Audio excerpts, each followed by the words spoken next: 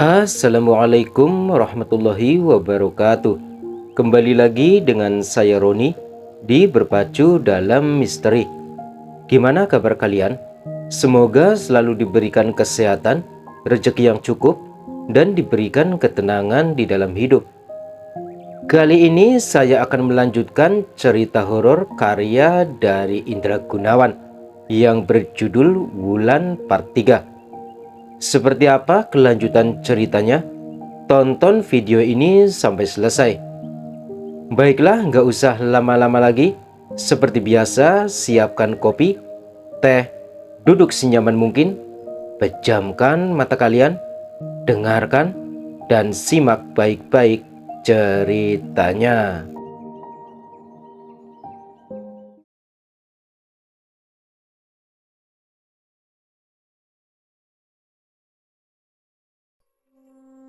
Lepaskan! Jeritan Wulan yang melengking tinggi itu seolah mampu menggetarkan jantung siapapun yang mendengarnya. Nenek tua yang tengah mencengkram pergelangan tangan Wulan sampai terjajar mundur karenanya. Cengkraman tangannya pada pergelangan tangan Wulan pun terlepas. Kesempatan itu tak disia-siakan oleh Wulan. Gadis itu dengan cepat lalu menyambar sepotong dahan kayu kering yang tergeletak tak jauh dari tempatnya berdiri. Dasar orang gila, pergi kamu dari sini, atau kupukul pakai kayu ini. Wulan berteriak lantang sambil mengacungkan dahan kayu yang dipegangnya ke arah si nenek. Dasar bocah kurang ajar. Si nenek tua yang terlihat sangat marah kembali melangkah maju bermaksud untuk menyerang Wulan kembali. Wulan, jangan!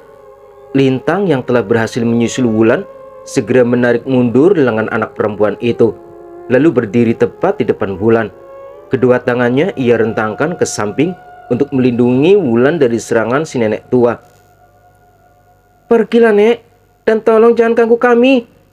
Lintang meringis, bukan karena takut dengan si nenek yang tiba-tiba tertegun menatap ke arahnya, melainkan karena hawa panas menyengat yang tiba-tiba terasa di sekitar lehernya. Kamu? Nenek tua itu nampak terkejut saat melihat kalung benang lawe berbandul bungkusan kain kumal yang dikenakan oleh Lintang. Tak kusangka kita bisa bertemu lagi, Cah Bagus. Nenek itu berkata sambil terus menatap kalung yang dikenakan oleh Lintang. Sudah lama aku mencarimu. Siapa sangka kita bisa bertemu di sini. Apa maksudmu, Nek? Tanya Lintang heran. Ia merasa tak mengenal nenek itu. Lalu kenapa nenek itu bilang kalau sudah lama mencarinya? Sekarang belum waktunya, Cah Bagus. Nanti suatu saat kita pasti punya kesempatan untuk bertemu lagi. Demikian juga denganmu, Cah Ayu. Nenek tua itu terkekeh sambil berbalik dan melangkah pergi dengan tertatih. Dasar orang gila, sungut Lintang kesal sekaligus lega karena nenek aneh itu akhirnya mau pergi. Kita kembali ke pondok yuk, Lan, ajak Lintang. Wulan mengangguk. Berdua mereka lalu berjalan beriringan menuju kembali ke pondok. Kau yakin nenek tadi orang gila, Tang? Tanya Wulan begitu mereka telah duduk kembali di balai-balai bambu yang ada di teras pondok. Mungkin, Lintang menjawab setengah ragu. Lihat saja pakaian yang dikenakannya tadi, compang-camping dan bertambal-tambal begitu. Mana badannya bau banget lagi. Pasti nenek tadi tak pernah mandi tuh. Aneh, kenapa tiba-tiba ada nenek-nenek gila di desa ini? Setahuku hanya di Klantung orang gila yang suka keluyuran ke desa ini, gumam Wulan. Apanya yang aneh? Sudah biasa kan orang gila itu sukanya keluyuran kemana-mana. Yang aneh itu justru kamu, ujar Lintang. Kok aku? Wulan mendelik ke arah Lintang. Ya iyalah, tadi kamu marah-marah begitu sampai mau mukul nenek tadi pakai kayu. Kenapa sekarang tiba-tiba berubah jadi kalem begini? Biasanya kan kamu kalau marah susah sembuhnya. Enak saja, kamu tuh yang aneh. kamu tadi habis megang apa coba? Megang apa? Aku nggak habis megang apa-apa. Kenapa memangnya? Tanganmu dingin banget pas narik tanganku tadi. Kayak habis megang es batu. Aku sampai merinding pas kamu pegang tadi. Ah, perasaanmu saja kali. Orang aku nggak habis megang apa-apa kok. Kan dari tadi aku di sini sama kamu. Wulan terdiam. Ia benar-benar merasakan hal aneh saat dipegang Lintang tadi. Tangan anak itu benar-benar terasa sangat dingin saat menyentuhnya. Rasa dingin yang menjalar ke seluruh tubuhnya membuat rasa marahnya pada si nenek tua aneh tadi mereda dengan sangat tiba-tiba. Oh iya, kata emakku di desaku ada orang yang meninggal ya? Suara Lintang membuyarkan lamunan Wulan. Iya, Wulan menjawab pendek. Gadis itu masih kepikiran dengan keanehan yang barusan ia alami. Siapa? Tanya Lintang lagi. Pak Darsa. Pak Darsa yang kemarin minta uang sama ayahmu itu? Iya. Kenapa meninggalnya? Kayaknya kemarin masih sehat-sehat saja. Entahlah, aku juga nggak tahu, Tang. Katanya sih bukan cuma Pak Darsa yang meninggal, tapi istri dan anaknya juga. Aneh. Alah, kamu ini loh, apa-apa kok dibilang aneh? Ya aneh aja sih, kok tiba-tiba begitu meninggalnya?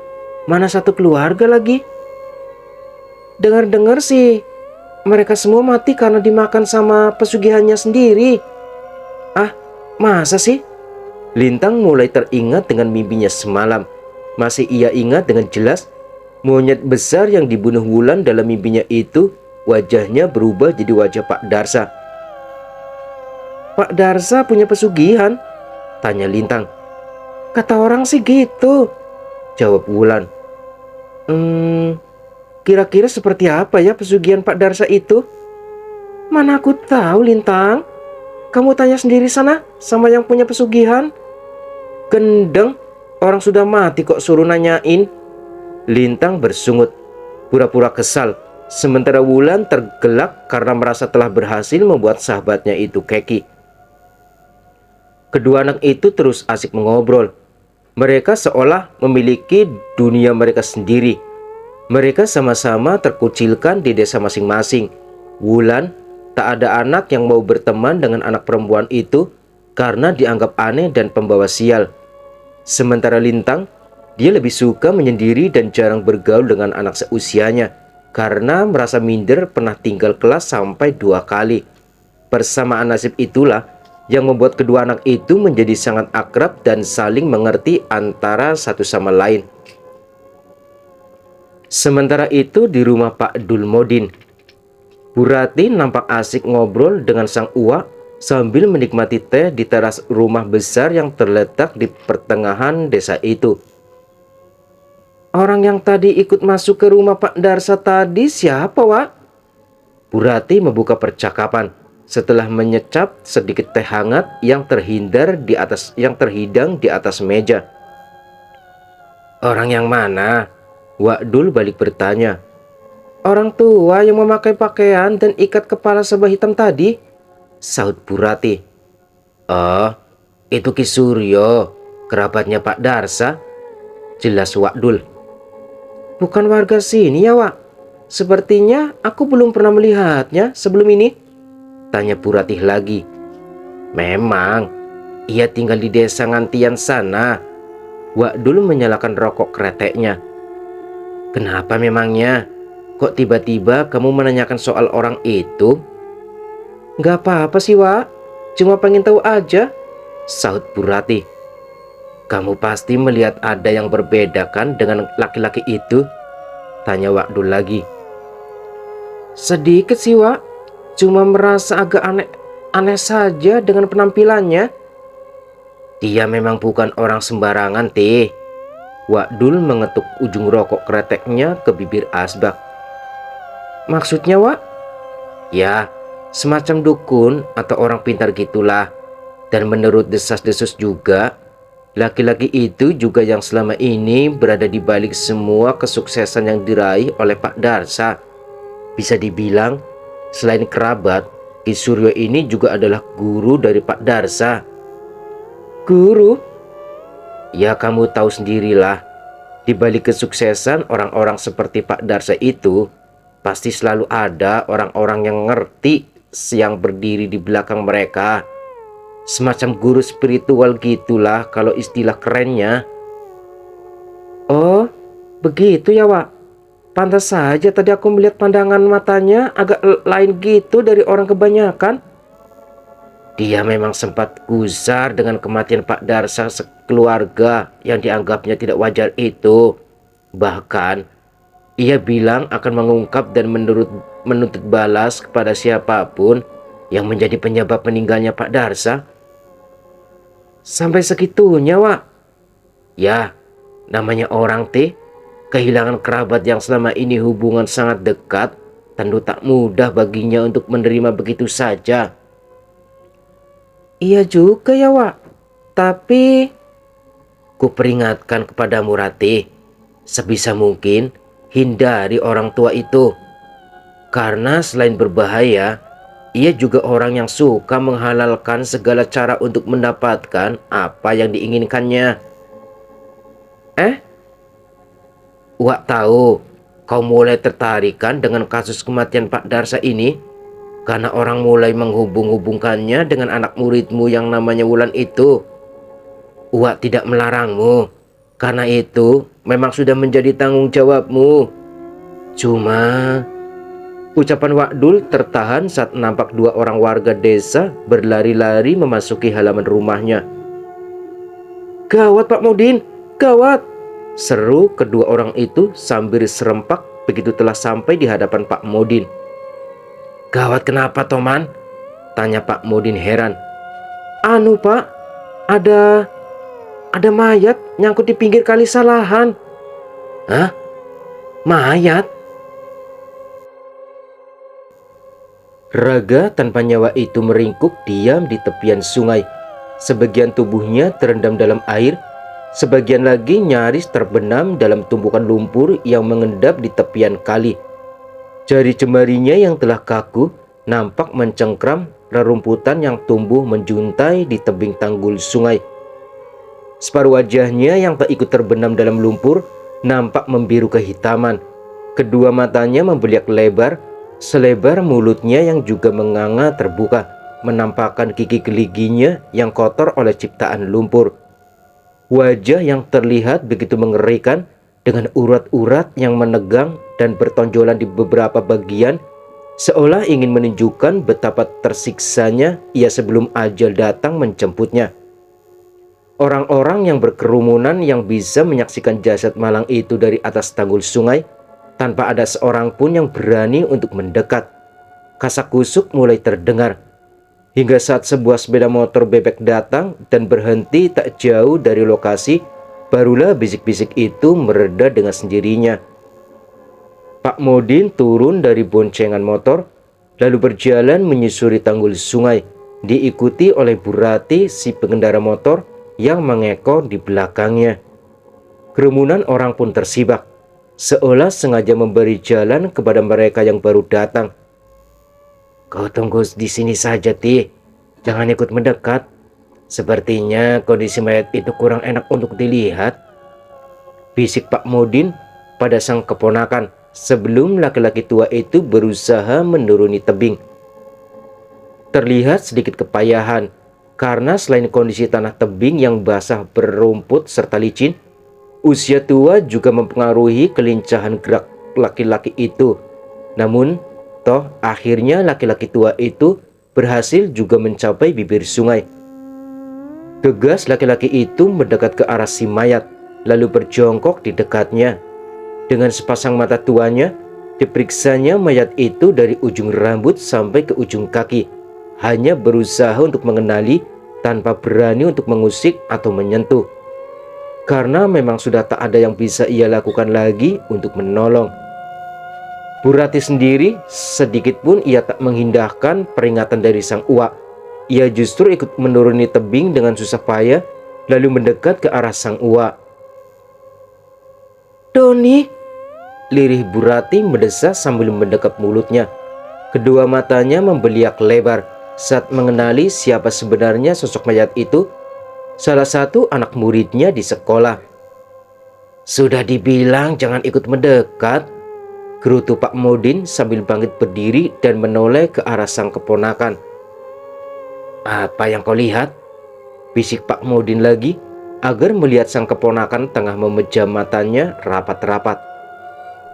"Sepertinya ular, Wak," bisik Bu Rati sambil membuka matanya. Sengaja ia memelankan suaranya agar tak sampai didengar oleh warga yang semakin banyak berkerumun di atas tanggul. "Ular?" Pak Mudin mengerutkan alisnya sambil kembali melirik wajah si mayat yang bengkak membiru. "Tapi kenapa di wajah?" Bu Rati kembali memejamkan matanya sejenak. Selintas bayangan berkelebat di benaknya. Guru muda itu lalu kembali membuka matanya lalu mendongak ke atas. "Di sana, Wak." Bu Rati menunjuk ke atas. "Ular itu jauh dari ranting pohon akasia di atas sana dan menimpa tepat kepala anak ini yang kebetulan sedang buang hajat di kali ini." "Kau yakin?" tanya Pak Modin. "Itu tugas polisi untuk memastikannya." Bu Rati mengangkat bahu. "Itu juga kalau sudah ada yang berinisiatif untuk melapor polisi." "Doni, anakku!" Seorang laki-laki tiba-tiba berlari menyibak kerumunan. Sambil berteriak histeris memanggil nama si mayat, beberapa orang berusaha untuk menahannya. Namun laki-laki itu dengan kasar menepiskan tangan mereka. Masih dengan berteriak-teriak histeris, laki-laki itu merosot menuruni tanggul sungai. Permukaan tanggul yang licin membuatnya jatuh menggelinding dan tercebur ke aliran sungai. Namun laki-laki itu tak peduli. Bak orang kesetanan, ia terus berteriak sambil berenang ke tepi, berlari mendekat ke arah si mayat, lalu memeluknya sambil menangis meraung-raung. "Doni, kenapa kamu, Nak? Kenapa bisa jadi seperti ini? Siapa yang tega melakukan ini kepadamu, Nak? Bilang sama Bapak, Nak. Siapa? Siapa yang telah tega melakukan ini? Bangun, Nak. Bilang sama Bapak." Laki-laki itu terus memeracau sambil mengguncang jasad sang anak yang telah kaku. Para warga yang semakin menyumut di atas tanggul hanya bisa menatap iba pada laki-laki itu sambil saling berbisik antara satu dengan yang lain. "Kasihan Pak Marto." "Iya, padahal Doni anak satu-satunya. Meninggalnya dengan cara seperti itu lagi. Kenapa anak itu bisa mati di sini?" "Ya, padahal kemarin kulihat ia masih bermain bola di sawahnya Mbah Mo sana. Gak nyangka kalau sekarang mati dengan cara seperti ini. Mungkin dia digigit ular atau dicekik hantu penghuni sungai ini." "Bukan hantu penghuni sungai, tapi apa?" Bukan apa-apa. Cuma apa? Yang jelas kalau ngomong jangan setengah-setengah. Kemarin kulihat anak itu berantem sama anaknya Mas Joko di kali ini." "Anaknya Mas Joko? Wulan maksudmu?" "Siapa lagi? Anaknya Mas Joko kan cuma satu itu." "Wah, jangan-jangan bocah aneh itu yang pembunuh." Pak Marto yang semula menangis sesenggukan sambil memeluk jasad sang anak tiba-tiba berdiri dan berteriak lantang. Kedua matanya nyalang menatap ke arah kerumunan, tepatnya ke arah dua orang bocah yang entah sejak kapan berada di tempat itu. "Kau pembunuh sialan, akan kubalas kau." Rupanya bisik-bisik para warga tadi terdengar juga sampai ke telinga Pak Marto. Mendengar nama Wulan disebut, laki-laki itu meradang. Apalagi dilihatnya anak perempuan itu juga ikut berkerumun di atas tanggul. Bergegas Pak Marto merangkak menaiki tanggul sungai dan dengan setengah berlari menuju ke arah Wulan. Pak Mudin dan Bu Rati yang melihat gelagat kurang baik itu mencoba untuk mencegah. Namun apa daya, gerakan laki-laki tua dan perempuan itu jelas kalah gesit dengan Pak Marto. "Kau yang membunuh anakku?" Dengan kasar, Pak Marto mendorong tubuh kecil Wulan hingga jatuh terjengkang ke belakang. Lintang yang datang bersama anak itu berusaha untuk menolong sang teman. Sementara Pak Mudi dan Bu Rati nampak masih kepayahan untuk menaiki tanggul sungai. "Bodoh, kenapa kalian hanya diam saja?" bentak Pak Mudin kesal kepada orang-orang yang berkerumun di atas tanggul. Bentakan Pak Mudin menyadarkan beberapa laki-laki yang segera bergerak menahan tubuh Pak Marto yang sudah kalap dan bersiap menendang tubuh kecil Wulan yang masih terkapar di atas tanah. "Sabar Pak, istighfar." Pak Mudin yang telah berhasil menaiki tanggul sungai mencoba menyabarkan laki-laki yang tengah kalap itu. Sementara Bu Rati mendekat ke arah Wulan yang sedang dibantu untuk berdiri oleh Lintang. Sungguh ajaib. Anak perempuan itu nampak begitu tenang meski telah mendapat perlakuan yang sangat kasar dari Pak Marto. Tak ada rasa takut sedikit pun yang terlihat dari raut wajah anak itu. Gadis itu hanya diam.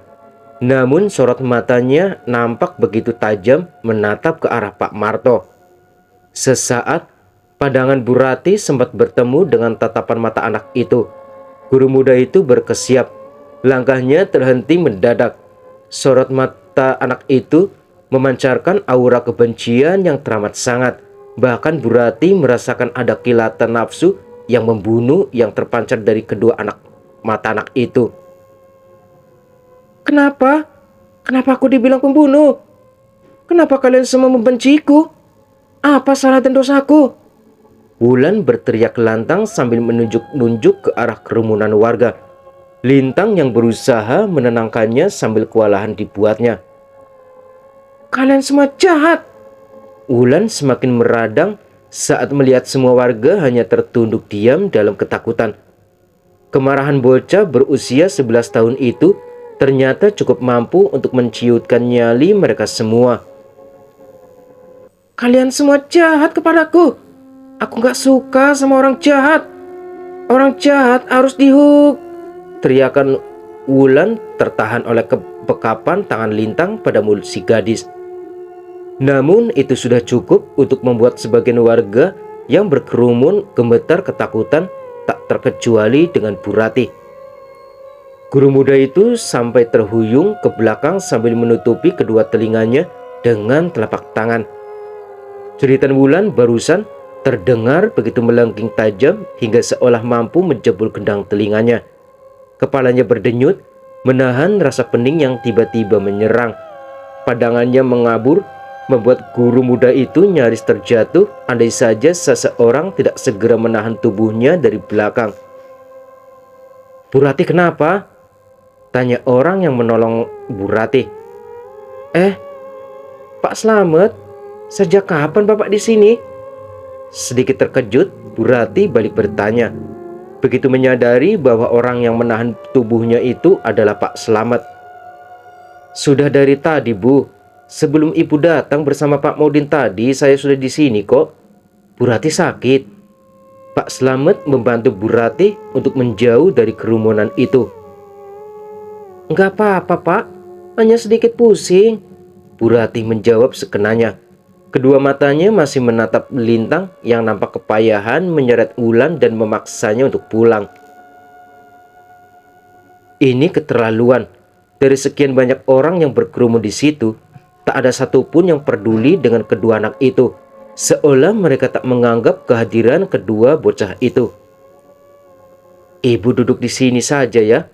Saya mau membantu Pak Mudin untuk mengarahkan warga. Mayat anak itu harus segera diurus," kata Pak Slamet sambil membantu Bu Rati untuk duduk di atas batu besar yang berada agak jauh dari kerumunan warga. Bu Rati mengangguk pelan. Kedua matanya masih tak lepas dari bayangan Lintang dan Wulan yang semakin menjauh untuk kemudian menghilang di tikungan jalan. Pelan guru muda itu melepas kacamatanya, lalu memijit-mijit pangkal hidungnya, sekedar untuk mengurangi rasa pening yang terasa menggigit di kepalanya. Pikirannya masih tertuju pada anak perempuan bernama Wulan itu. Apa yang dirasakannya tadi saat beradu pandang dengan anak itu benar-benar terasa sangat mengerikan. Belum pernah ia merasakan hawa kemarahan yang sebesar itu dari seorang anak perempuan berusia 11 tahun. Bu Rati menghela nafas panjang, lalu kembali mengenakan kacamatanya. Dilihatnya sang uak dan Pak Slamet yang nampak kewalahan dalam mengarahkan warga untuk mengurus jasad Doni dan menenangkan Pak Marto yang masih histeris. Bu Rati tersenyum samar, lalu bangkit berdiri. Dua orang laki-laki yang sudah tak muda lagi itu sepertinya membutuhkan bantuannya. Hari sudah hampir maghrib. Mas Joko pulang dari kantor polisi.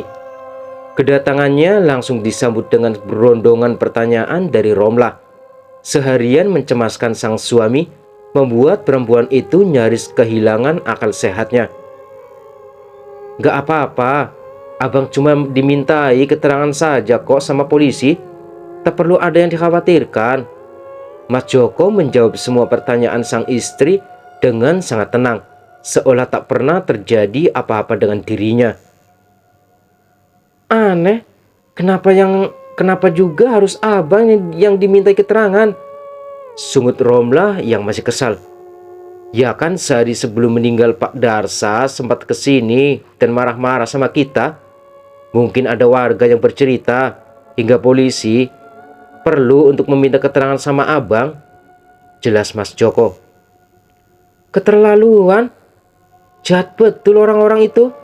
Mereka pasti sudah ngomong yang enggak sampai polisi pun mencurigai kita." Romlah masih nampak kesal. "Jangan berburuk sangka begitu. Ada benarnya kalau orang sedikit curiga, karena kematian keluarga Pak Darsa kemarin sangat mendadak dan sebelumnya sempat bermasalah dengan kita." "Justru mereka yang berburuk sangka sama kita, Bang. Dikiranya kita yang menjadi penyebab kematian keluarganya Pak Darsa itu. Heran aku, kenapa para warga desa sini sepertinya tidak suka dengan kita. Perlu abang tahu ya, tadi sore Wulan juga diperlakukan kasar sama Pak Marto di kali salahan sana. Dikiranya anak kita yang menjadi penyebab kematian anaknya, gara-gara kemarin anaknya sempat ribut sama Wulan. Apa itu ndak keterlaluan namanya?" Mas Joko hanya tersenyum kecut mendengar ucapan sang istri itu. Ia sebenarnya juga merasa sedikit kesal dengan sikap para warga selama ini kepada keluarganya. Tapi ia memilih untuk menahan rasa kesal itu karena ia tak ingin ribut-ribut dan bermasalah dengan warga. "Abang mau kemana lagi?" Romlah kembali merepet saat melihat sang suami telah berpakaian rapi. "Loh, kan ada acara tahlilan malam ini di rumah Pak Marto. Tak enak kalau abang tak datang lah. Bisa-bisa nanti warga malah semakin curiga sama kita," jawab Mas Joko. Romlah mengembuskan nafas kasar. "Ya sudah, abang hati-hati ya, dan jangan malam-malam nanti pulangnya." "Iya, ya sudah, abang berangkat ya. Jangan lupa nanti pintu sama jendelanya dikunci," ujar Mas Joko sambil beranjak keluar. Wulan yang mendengar percakapan kedua orang tuanya itu dari dalam kamar jelas ikut merasa kesal. Rasa bencinya kepada warga desa yang selama ini seolah mengucilkan keluarganya semakin menjadi-jadi setelah mendengar obrolan kedua orang tuanya tersebut. Ia merasa tak rela jika kedua orang tuanya diperlakukan secara semena-mena seperti itu.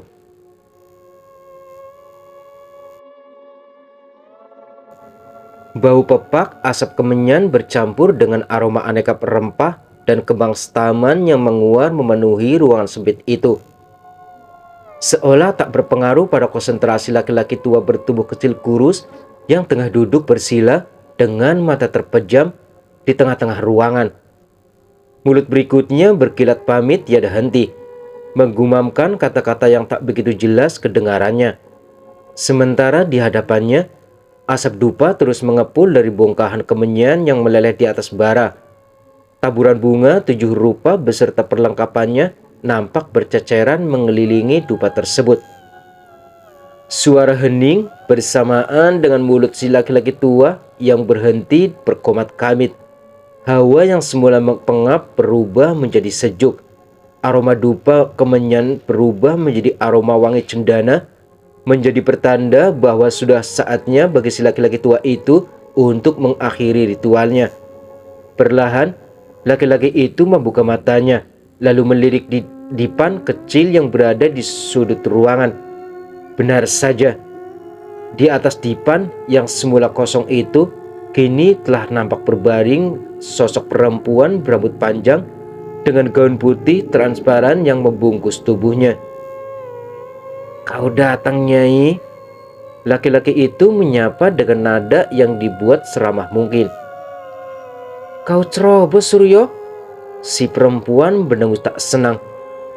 "Dan karena kecerobohanmu, aku harus kehilangan salah satu anak sayanganku.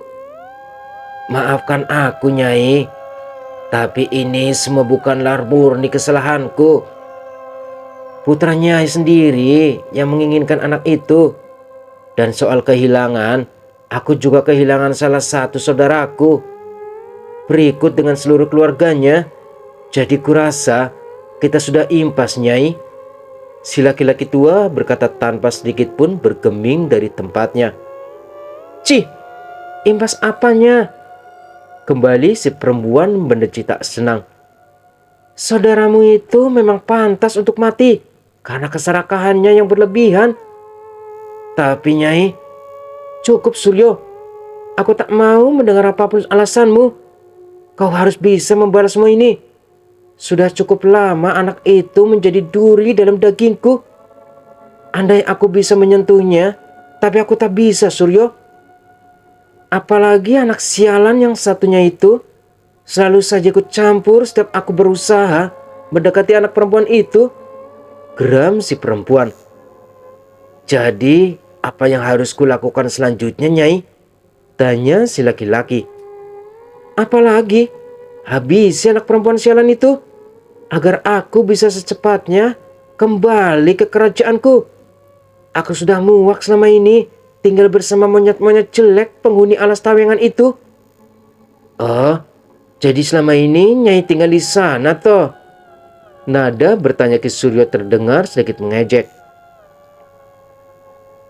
Si Sadio keparat itu menendangku sampai terpental ke sana saat kami duel di Kali Rempang. Beruntung aku tak sampai tewas. Sialnya, laki-laki keparat itu masih sempat meninggalkan sedikit walatnya kepada cucu perempuannya itu, hingga aku tak bisa kembali ke kerajaanku." Laki-laki tua bernama Suryo itu nyaris tak sanggup menahan tawa mendengar ucapan berapi-api dari si perempuan itu. "Kenapa kamu tertawa, ha?" sentak si perempuan sengit. "Ah, tidak, Nyai. Kenapa Nyai tidak mengerahkan monyet-monyet siluman penghuni alas tawangan itu saja untuk membalaskan dendam Nyai?" goda Ki Suryo. "Dan kau tinggal ongkang-ongkang kaki menikmati hasilnya. Sifat licikmu itu sepertinya memang sudah mendarah daging, ya Suryo. Tapi tidak, aku tak sudi berhubungan dengan makhluk-makhluk siluman rendahan itu. Tinggal berdekatan dengan mereka saja sudah cukup membuatku muak. Apalagi kalau harus bekerja sama dengan mereka." "Baiklah, Nyai. Kali ini aku akan sedikit berbaik hati padamu. Lagi pula, kalau sekedar untuk melenyapkan anak perempuan itu, kurasa bukanlah hal yang sulit bagiku." "Jangan terlalu jumawa, Suryo. Kau tak ingat kurang hebat apa bapakmu dulu? Toh, akhirnya dia mampus juga di tangan si Sadio keparat itu. Apalagi kau yang masih bocah kemarin, Jangan bawa-bawa bapakku, Nyai. Bapakku mungkin lebih hebat dariku soal ilmu kanuragan. Tapi aku punya ini yang jauh lebih berguna dari sekedar ilmu kanuragan." Ki Suryo mendengus tak senang sambil menunjuk pelipisnya sendiri. "Ya, aku percaya dengan akal licikmu itu, Suryo. Tapi itu bisa kamu banggakan nanti setelah kau benar-benar telah berhasil melenyapkan anak itu. Sekarang, kau masih punya satu kewajiban yang harus kau tunaikan padaku." "Cih, Ki Suryo mendaci kesal karena merasa ini satu hal yang paling tidak ia sukai dari perempuan itu. Kenapa Ki Suryo? Kau sudah mulai bosan padaku, ha? Ah, sama sekali tidak, Nyai. Kalau begitu, tunggu apa lagi? Cepatlah mendekat kemari dan segera penuhi kewajibanmu itu. Sial. Dengan malas, Ki Suryo lalu bangkit dan mendekat ke arah sosok perempuan cantik yang kini telah berbaring telentang di atas ranjang dengan posisi menantang. Andai Ki Suryo tak mengetahui wujud asli dari si perempuan cantik itu, tentu ia akan dengan senang hati melaksanakan kewajiban itu. Sayangnya, Ki Suryo tahu wujud asli dari perempuan itu. Sangat-sangat menjijikan. Dan mau tak mau, ia harus menggaulinya malam ini.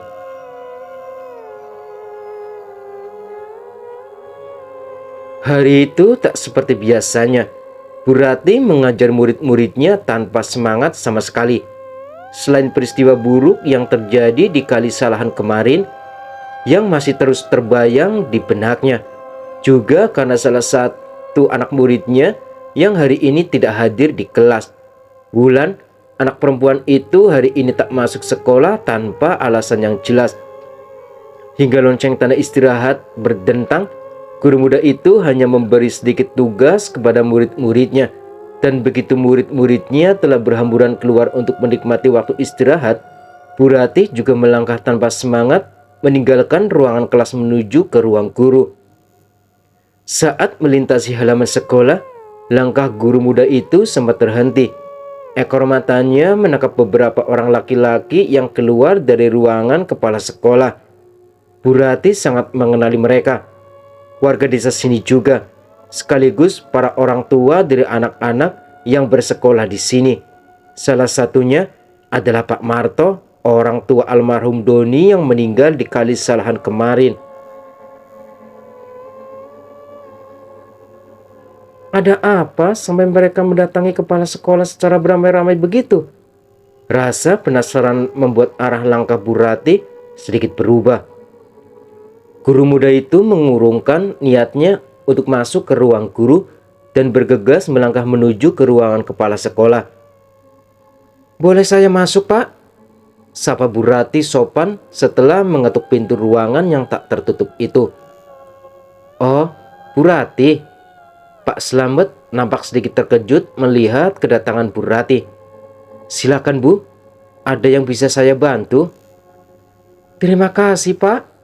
Bu Ratih masuk dan duduk di hadapan kepala sekolah itu. Kalau boleh saya tahu, bapak-bapak yang tadi ada perlu apa ya Pak? Sampai ramai-ramai menemui bapak begitu? Maaf kalau saya lancang, tapi tak apa Bu. Pak Slamet menghela nafas panjang, lalu menyandarkan punggungnya ke sandaran kursi yang didudukinya. Nampak jelas bahwa ada hal berat yang membebani pikiran kepala sekolah itu.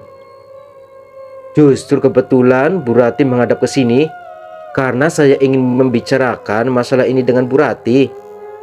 Bu Ratih diam, menunggu laki-laki di hadapannya itu melanjutkan ucapannya. Mereka mendesak saya untuk mengeluarkan Wulan dari sekolah ini, Bu. Desak Pak Slamet akhirnya. Mengeluarkan Wulan? Bu Ratih jelas terkejut mendengar pernyataan dari kepala sekolah itu. Ya, seperti kasus-kasus yang sebelumnya yang membuat anak itu sampai harus pindah sekolah beberapa kali. Jelas Pak Slamet. Lalu cecar Bu Ratih dengan dahi mengernyit.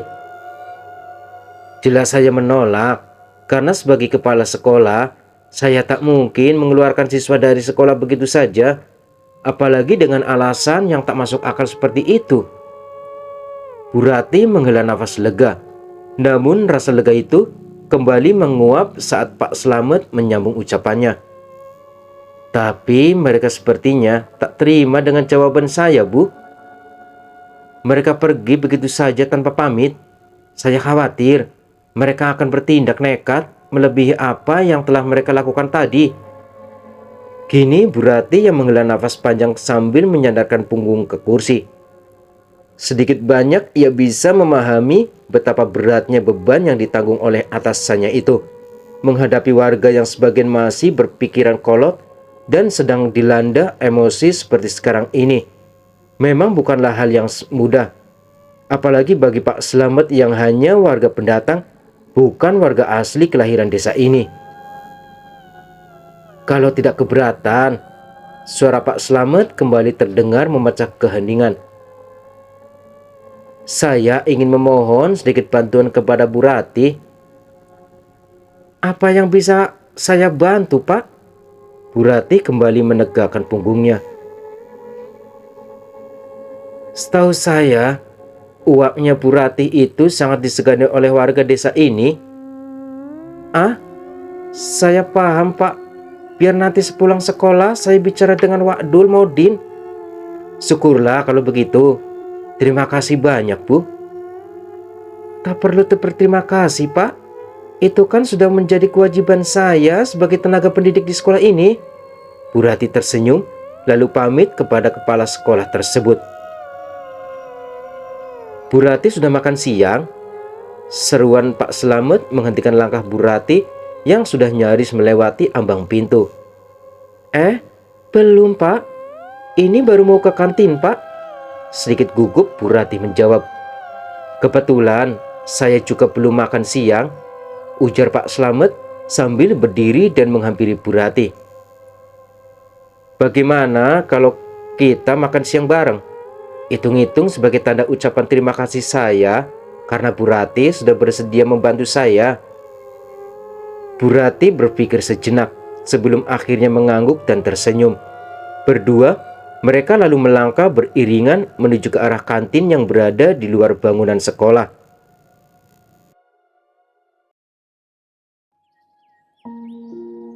Oke teman-teman, ceritanya bersambung dulu ya. Kita lanjutkan cerita ini di part selanjutnya. Jangan lupa bantu channel ini dengan cara subscribe dan like, dan aktifkan lonceng notifikasinya agar kalian bisa selalu mendapatkan cerita-cerita terbaru dari channel ini. Terima kasih sudah mendengarkan cerita ini dengan seksama. Selamat malam, selamat beristirahat. Saya Roni undur diri. Wassalamualaikum warahmatullahi wabarakatuh.